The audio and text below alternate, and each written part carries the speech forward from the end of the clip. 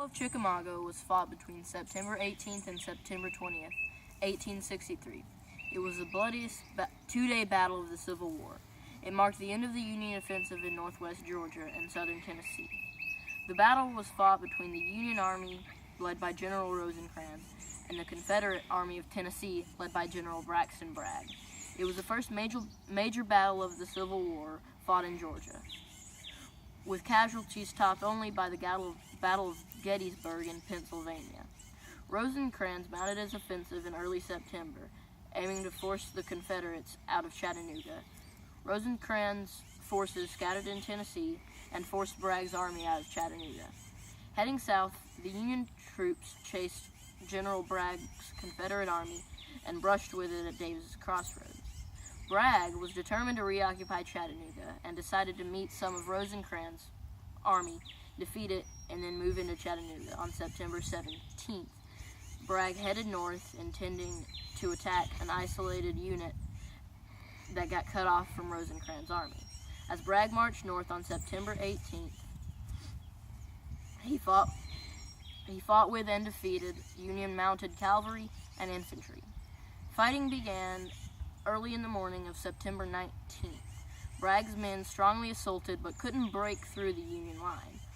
All day September 19th, Bragg tried to punch through the Union line, and in doing so, his men became exhausted and weary with much ammunition spent. The next day, Bragg resumed the assault, same as the day before.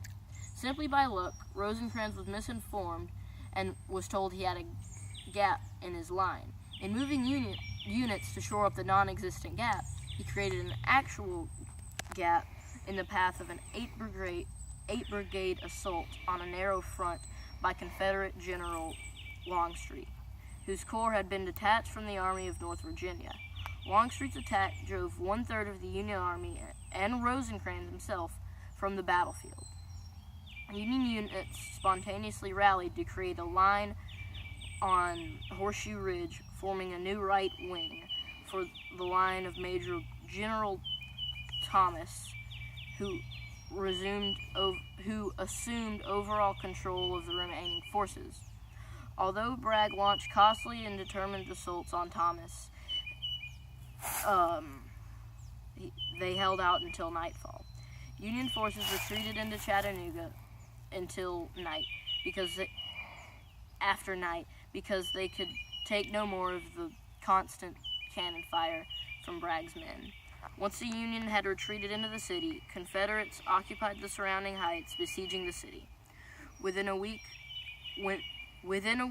all of the remaining Union soldiers in Chattanooga were either killed, fled, or taken prisoner by the Confederate Army.